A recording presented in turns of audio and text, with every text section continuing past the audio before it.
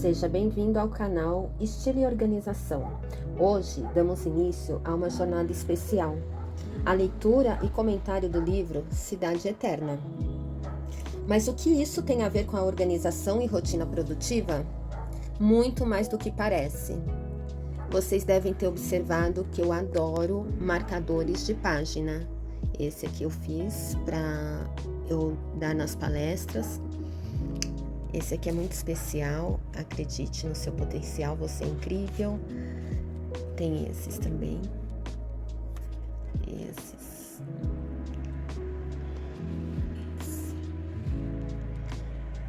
Eu adoro marcadores de página, dá todo um charme na hora da leitura. E aí, para falar de organização, a organização desempenha um papel fundamental em nossas vidas diárias, influenciando o nosso bem-estar, produtividade e qualidade de vida. Uma rotina produtiva, criativa e evolutiva começa aos poucos, sem excesso, mas constante.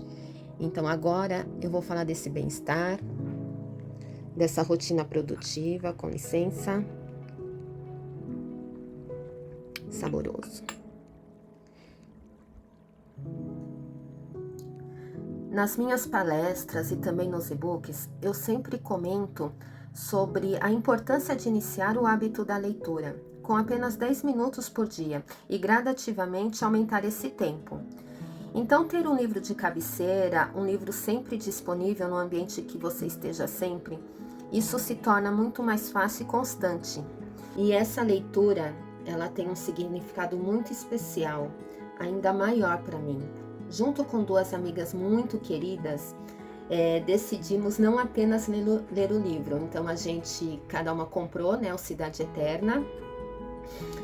E aí a gente criou um grupo de WhatsApp para comentar sobre o livro. E cada uma tem a sua visão sobre o conteúdo, sobre o final. A gente discutiu bastante a respeito, E além disso, a gente se encontrava para falar sobre o livro, tomar um café juntas. Isso enriqueceu muito a nossa amizade.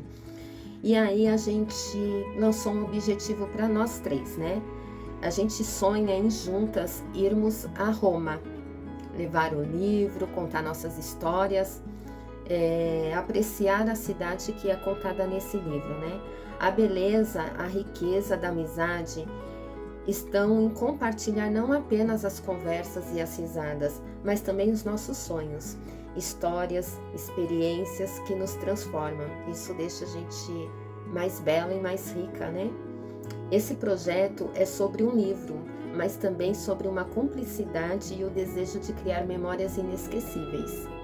Espero que vocês gostem também. Vamos então iniciar a leitura? Prólogo.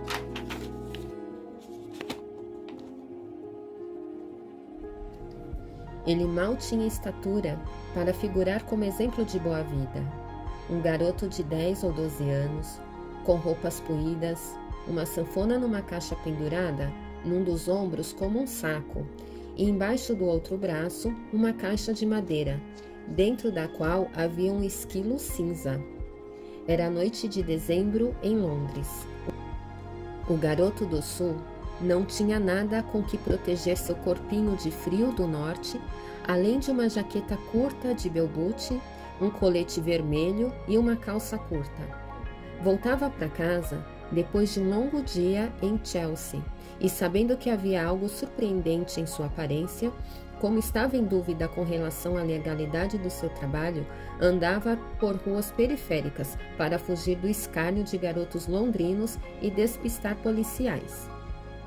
Chegando ao bairro italiano, no Sorro, parou à porta de uma loja para ver as horas. Eram 8 da noite. Teria de esperar 1 hora até poder entrar. A loja era uma padaria e a vitrine estava cheia de bolos e doces.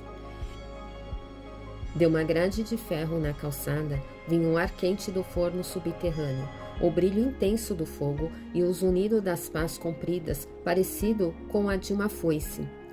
O menino segurou uma caixa com um esquilo embaixo do braço, enfiou a mão no bolso, tirou algumas moedas de cobre e as contou.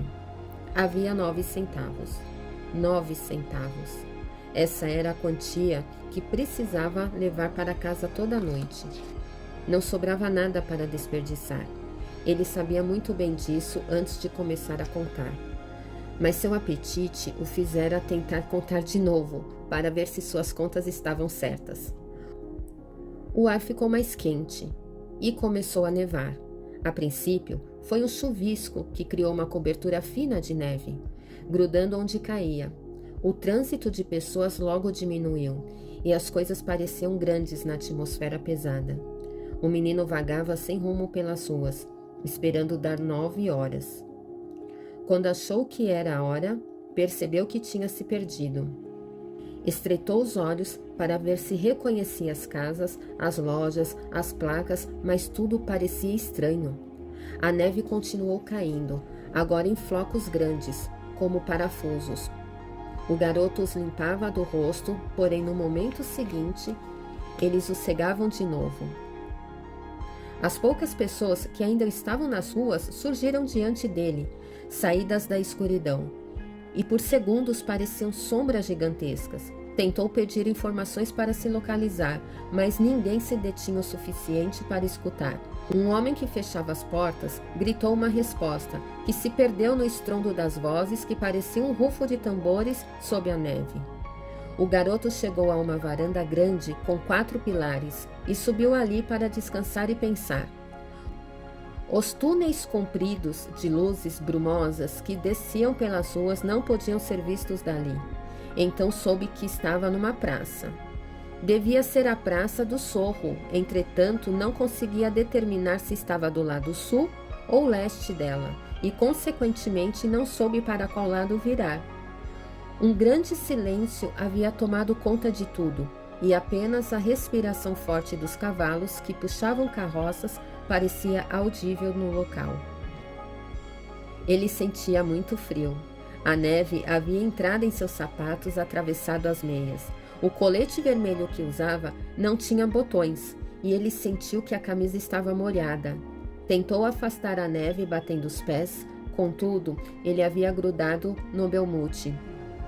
Os dedos, sem sensibilidade, mal conseguiam segurar a gaiola, que também estava cheia de neve. Sob a luz que vinha de uma claraboia acima da porta na varanda, ele olhou para o esquilo.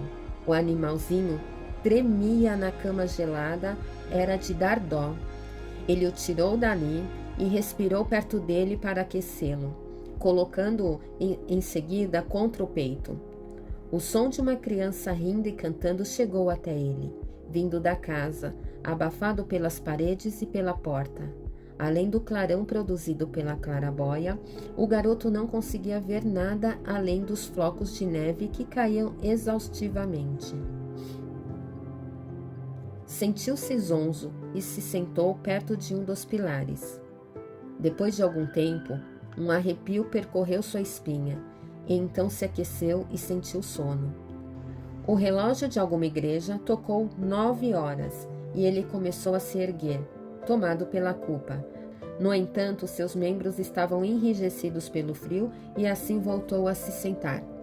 Soprou 2 ou 3 vezes sobre o esquilo dentro do colete e passou a cochilar. Quando começou a perder a consciência, pareceu ver a casa grande e sem graça, quase sem mobília, onde vivia com 30 ou 40 outros garotos. Eles entravam com seus órgãos e acordeões, contando ou entregando moedas a um homem de bigode fino, que baforava um charuto preto e comprido, com uma palha atravessada nele, e então se sentavam para comer pratos de macarrão com queijo. O homem não estava de bom humor naquela noite e gritava com alguns garotos que chegavam tarde e com outros que dividiam seu jantar com os esquilos que traziam acomodados contra o peito, ou com os macacos. De colete, ele fez vermelhos sentados em seus ombros. O menino estava totalmente inconsciente neste momento, e a criança de dentro da casa cantava, como se seu peito fosse uma gaiola de pássaros canouros. Quando o relógio da igreja marcou 9 horas, uma sala de garotos italianos no andar superior de uma casa na Old Capitol Street saíam da aula naquela noite, e o professor disse, olhando pela janela: Enquanto falávamos da história do grande caminho para nosso país, uma nevasca chegou e teremos muito o que fazer para encontrar o caminho até nossa casa. Os rapazes responderam rindo e gritaram: Boa noite, doutor! Boa noite, meninos! Vão com Deus, disse o professor. Era um idoso, com fronte nobre e barba comprida. O rosto triste se iluminou com um leve sorriso. A voz era suave e o comportamento gentil. Quando os garotos partiram, ele jogou uma capa preta com forro vermelho por cima de um dos ombros e os seguiu em direção à rua. Ele não tinha andado muito sob a nevasca, quando começou a notar que seu comentário brincalhão não estava incorreto. Ora, ele pensou. Só alguns passos, mas ainda assim tão difícil de encontrar o caminho. Por fim, encontrou o caminho certo para sua casa. E ao chegar à varanda da residência da Praça do Sorro, quase tropeçou em algo pequeno, amontoado e preto e branco, encostado na base de um dos pilares. Um garoto, pensou ele, dormindo ao relento numa noite como esta. Ei, disse ele de modo severo. Isso não está certo, e chacoalhou o menino para despertá-lo. O garoto não respondeu, mas começou a murmurar com um tom sonolento. Não me bata, senhor. Foi a neve. Vou chegar em casa à tarde de novo. 9 centavos, senhor. Edine estava com muito frio. O homem parou um pouco e, virando-se para a porta, tocou a campainha com decisão. E assim começou o livro, com um menino com frio, magrinho, com fome, zonzo, chegou até a adormecer.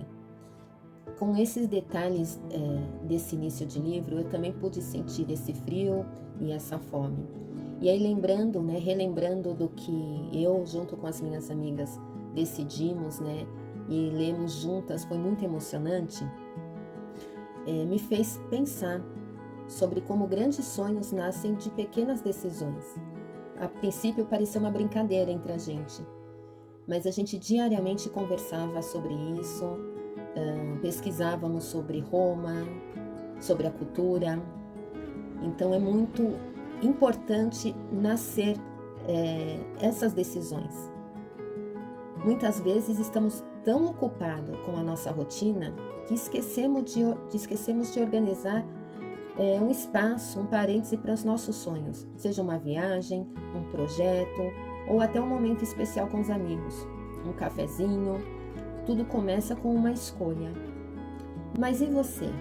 Tem dado espaço para os seus sonhos no meio da correria do dia a dia?